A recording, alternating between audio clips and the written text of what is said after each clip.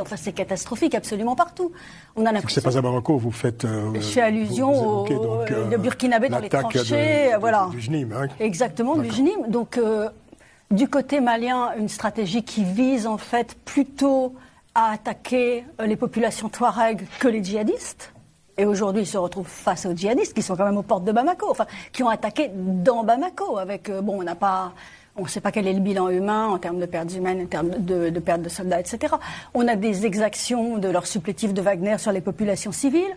On a des chasses aux Peuls et certaines ethnies bien identifiées. Enfin, c'est quand même quelque chose de catastrophique ce qui se déroule au Sahel en ce moment.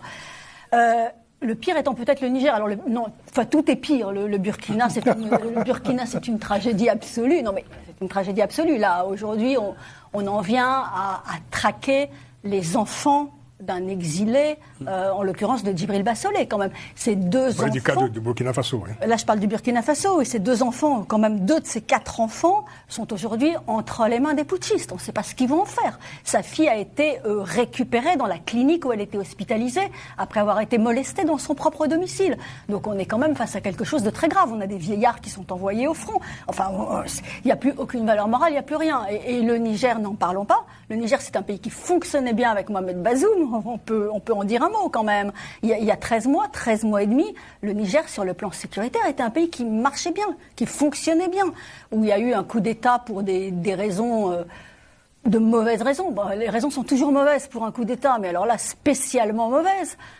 Puisqu'il s'agissait d'un président qui luttait pour la bonne gouvernance contre la corruption, qui avait des résultats en matière de sécurité, qui avait aussi une politique sociétale intéressante. Et depuis qu'il est parti, chaque jour il y a des attaques, chaque jour il y a des militaires et des populations civiles qui sont tués. Donc, et le président Mohamed Bazoum toujours séquestré avec sa femme, évidemment. Le président Mohamed Bazoum séquestré effectivement depuis 13 mois et demi avec sa femme. On en parle un petit peu moins, mais il y a néanmoins eu une tribune dans Le Monde ce week-end, notamment signée par des prix Nobel et appelant à sa libération.